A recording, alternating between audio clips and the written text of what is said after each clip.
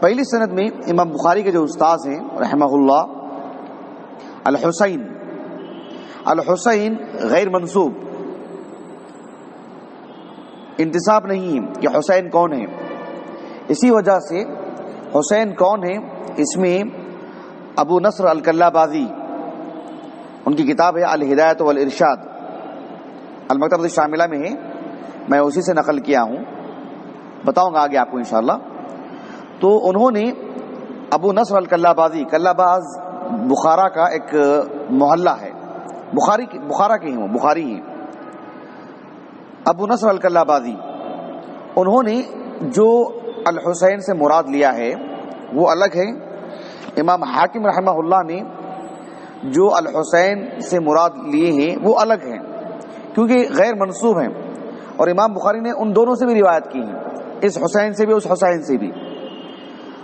اب یہ جو مؤکد ہے جسے ابو نصر الکلابازی نے کہا، اور پھر وہیں سے ابن الملقن نے توضیح میں نقل کیا، ابن حجر نے فتح الباری میں نقل کیا، وہ ہیں الحسین ابن محمد ابن زیاد العبدی ابو علی النیسابوری، علماء نیسابور میں سے ہیں، الحافظ المعروف بالقبانی، القبانی سے معروف ہے، کس سے معروف ہے؟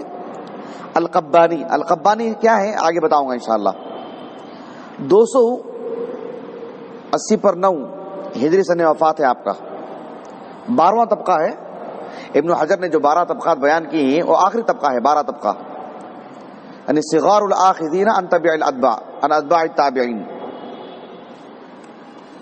کتب ستہ میں صرف صحیح بخاری میں آپ کی روایات ہیں، اور صحیح بخاری میں بھی صرف اسی ایک مقام پر۔ حافظ ابن حجر رحمہ اللہ نے ان کے بارے میں لکھا ثقۃ حافظ مصنف، اور ساتھ میں تقریب تہذیب میں ابن حجر نے یہ بھی لکھا کہ قیل ان البخاری روا عنہ، ان البخاری، دیکھنا آپ نے سند میں یہاں پر قال حدثنا الحسین کہا نا امام بخاری نے، قیل ان البخاری روا عنہ، حسین سے مراد یہ ہیں یا حسین سے مراد حسین ابن یحییٰ ابن جعفر ہیں، جیسا کہ امام حاکم نے کہا، تو ان کے نام میں بھی یہی لکھا ہے، کون؟ ابن حجر نے، کہ قیل ان البخاری روا عنہ۔ یہ نقطہ واضح ہوا؟ جی چلیے، امام حاکم رحمہ اللہ کہتے ہیں ان کے بارے میں کہ ابو علی النیسابوری الحافظ المعروف بالقبانی، کتنی بڑی بات کہی معلوم ان کے بارے میں، کہا کہ احد ارکان الحدیث، احد ارکان الحدیث وحفاظ الدنیا، رحل واکثر السماع وصنف المسند والابواب والتاریخ والکنہ، اتنا جو ہے مطلب لمبا چوڑا تعارف آپ کا کروایا ہے۔ امام حاکم رحمہ اللہ ایک صاحب ہے ابو عبداللہ ابن یعقوب، ان سے نقل کیا ہے کہ کان الحسین القبانی احفظ الناس لحدیثی واعرفهم بالاسامہ والکنہ، وکان مجتمع اہل الحدیث بعد مسلم عنده، نیسابور کے ہے نا یہ، نیسابور میں امام مسلم کے بعد علماء محدثین کے لیے یہی مرجع تھے، یہی مرجع خلائق، انہی کی طرف پھر لوگوں نے لپکا۔ بات واضح ہوئی؟ جی۔ ابو نصر کے بارے میں نے کہا تھا، ابو نصر الکلابازی بہت معروف، احمد ابن محمد نام ہے ان کا، بخارا کے علماء میں سے ہیں، بخارا کا ایک محلہ ہے کلاباز، وہیں کے ہیں آپ، الکلابازی۔ ابو نصر الکلابازی 398 ہجری سن وفات ہے ان کا، ان کی کتاب ہے الہدایۃ والارشاد فی معرفت اہل الثقۃ والسداد، یہ المکتبۃ الشاملہ میں موجود ہے، 2 جلدوں میں، جلد نمبر 1 صفحہ نمبر 175۔ اس میں آپ نے کیا لکھا ہے، یہی بات ہو بہو ابن الملقن التوضیح میں اور ابن حجر فتح الباری میں ہو بہو نقل کی ہے۔ کیا لکھا انہوں نے ابو نصر الکلابازی نے کہ الحسین غیر منسوب، الحسین غیر منسوب، اب اس کے بعد دیکھو سند پہ غور کیجیے آپ، حدث عن احمد بن منیع البغوی، الحسین غیر منسوب لیکن حدث عن احمد بن منیع البغوی، آگے لکھتے ہیں روا عنه البخاری فی اول کتاب الطب وقال الحسین ابو نصر الکلابازی کہتے ہیں وقال الحسین هذا هو عندي ابن محمد ابن زیاد القبانی النسابوری. میرے نزدیک الحسین سے مراد کون ہے؟ حسین ابن محمد ابن زیاد القبانی النسابوری وہ ہیں، کیونکہ دیکھو وعنده مسند احمد ابن منی، احمد ابن منی ان کی مسند تھی ان کے پاس، اور وبلغنی انه كان يلزم البخاری، اور یہ جو حسین ابن محمد ابن زیاد القبانی ہیں نیسابور کے ہیں، امام بخاری رحمہ اللہ کے ساتھ نیسابور میں انہوں نے ملازمت کی. ملازمت سے مراد مصاحبت، ان کی صحبت میں رہے. یہ کافی چھوٹے عمر میں امام بخاری سے، امام بخاری کے ساتھ رہے، لیکن احمد ابن منی کی جو مسند ان کے پاس تھی نا، اس سے امام بخاری نے ان سے روایت کی. امام بخاری رحمہ اللہ احمد ابن منی سے براہ راست بھی روایت کر چکے ہیں، صحیح بخاری میں نہیں، فی خارج الصحیح، جیسے کہ ابن عدی نے کہا رحمہ اللہ، آگے بتاؤں گا. ابو احمد ابن عدی نے کہا احمد ابن منی سے، آپ نے سنا پڑھا ہوگا نا سنن ترمذی میں حناد ابن السری، احمد ابن منی بہت نام آتا ہے. امام ترمذی نے کثرت سے روایت کی ان سے، احمد ابن منی سے، لیکن احمد ابن منی سے ان کی جو مسند ہے یہ حسین ابن محمد ابن زیاد کے پاس تھی. یہ حافظ دنیا اور امام بخاری سے بہت چھوٹے عمر میں، لیکن نیسابور میں دونوں ایک ساتھ تھے. تو امام بخاری رحمہ اللہ سے انہوں نے جو روایت بیان کی امام بخاری کو مسند احمد بن منی سے، سمجھ رہے ہیں؟ تو یوں وہ امام بخاری نے ان سے روایت کی ہے. اچھی طرح بات واضح ہوگی آپ کو جی. اس کے بعد دیکھیے حسین ابن محمد، حسین ابن محمد وہ اپنے بارے میں خود کہتے ہیں کہ میرے دادا زیاد، قبان کہتے ہیں ایک طرح کا جیسے ہمارے پاس بولتے ہیں نا سا، یوں سمجھ، سا نہیں کیا بولتے اس کو، ایک آلہ ہوتا نا 1 کلو کا بٹ، 2 کلو کا بٹ، 5 کلو کا بٹ، قبان ایسی کوئی چیز ہے. حالانکہ قبان القبانی بہت ہیں اس طرح کی نسبت. ملک شام کا جو اوپری حصہ ہے حلب، وہاں بھی قبیلہ آباد ہے، لبنان وغیرہ میں بھی غالباً، جن کے اصل حجاز سے ہے، جن کے اصل حجاز سے ایک قبیلے کا نام ہے، وہ سرنیم بولتے نا، ایک قبیلے کا نام ہے، لیکن یہ اس سے متعلق نہیں ہے.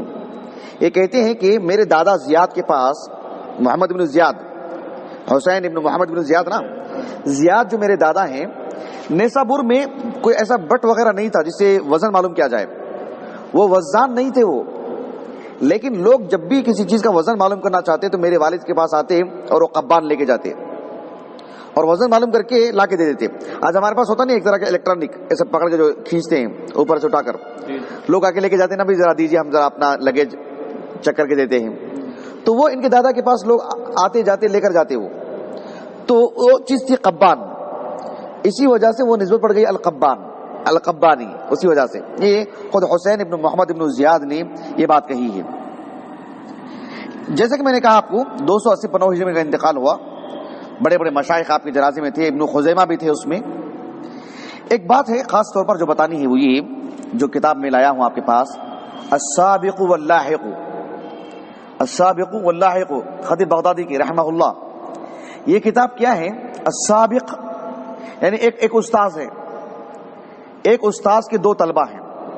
ایک طالب علم نے روایت کی ان سے اور بہت پہلے انتقال ہو گیا اس کا، اور دوسرا طالب علم کا انتقال استاذ کے بہت بعد انتقال ہوا. مثال کے طور پر دیکھیے، ایک صاحب ہیں دعلج، کیا نام ان کا؟ دعلج ابن احمد، ان کی مسند ہے اور المکتبۃ الشاملہ میں موجود ہے. دعلج ابن احمد نام سنا آپ نے؟ دعلج ابن احمد ابن دعلج.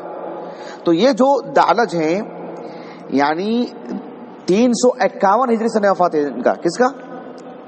دعلج کا. 351، ضرور نوٹ کیجئے آپ، 351 ہجری انتقال سن وفات ہے کس کا؟ دعلج کا. اور امام بخاری کا انتقال 256 ہجری کو، اور ان کا انتقال ہوا حسین ابن محمد ابن زیاد کا 280 پر 9 ہجری کو. تو گویا کہ امام بخاری رحمہ اللہ ان سے عمر میں مرتبے میں تو بہت بڑے ہیں، مرتبے میں تو بہت بڑے ہیں، لیکن روایت کی ہے نا ان سے، روایت تو کی ہے نا ان سے. تو امام بخاری کا انتقال ہوا 250 پر 6 ہجری کو. حسین ابن محمد ابن زیاد کا انتقال ہوا 280 پر 9 ہجری کو. دعلج ابن احمد ابن دعلج کا انتقال ہوا، جن کی مسند ہے، ان کا انتقال ہوا 350 پر 1 کو. تو حسین ابن محمد ابن زیاد کے دونوں تلمیذ ہیں. ایک تلمیذ کا انتقال تقریباً 35 سال پہلے امام بخاری سے، اور ان کا انتقال اتنا بعد میں. بات واضح ہو گیا آپ کو؟ یعنی 95 سال کا فرق ہے دونوں کی وفات میں. کتنا عرصہ ہے؟ 95 سال. امام بخاری 250 پر 6 اور وہ 350 پر 1، تقریباً 95 سال کی مدت ہے. تو گویا کہ ایک تعجب ہوتا نا بھائی، دونوں ان کے تلمیذ ہیں اور 95 سال میں انتقال ہوا ان کا. اچھی طرح بات واضح ہو گئی. مثلاً سمجھانے کے لیے میں آپ کو بتا رہا ہوں، مولانا ظہیر الدین صاحب کا انتقال کب ہوا؟ ابھی 2 سال پہلے انتقال ہوا، لگ بھگ 2017 کے آس پاس میں انتقال ہوا ان کا. ٹھیک ہے، 2017 میں.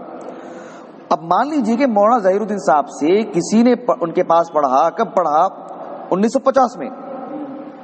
1950 میں کوئی پڑھا ان کے پاس اور انتقال ہو گیا. مولانا ظہیر الدین صاحب کا انتقال ہوا 2017 میں. کسی نے ان کے پاس 2017 میں پڑھا اور اس کا انتقال ہوا تقریباً کب؟ 2050 میں. تو کسی کو جب معلوم ہوگا کہ مولانا ظہیر الدین صاحب کے کئی تلامذہ ہیں، اب 2 تلمیذ کی بات آ رہی، ان کے ایک تلمیذ کا انتقال ہوا 1950 میں اور دوسرے تلمیذ کا انتقال ہوا 2050 میں، 100 سال کا فرق کیسے ہو سکتا ہے؟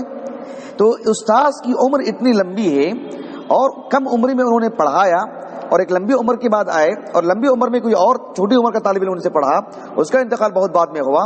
کسی کو سند میں انقطاع کا شبہ نہ پیدا ہو جائے، اس وجہ سے یہ کتاب ترتیب دی گئی، السابق واللاحق، خطیب بغدادی کی رحمہ اللہ. اس کا جو صفحہ نمبر ہے 180 پر 9.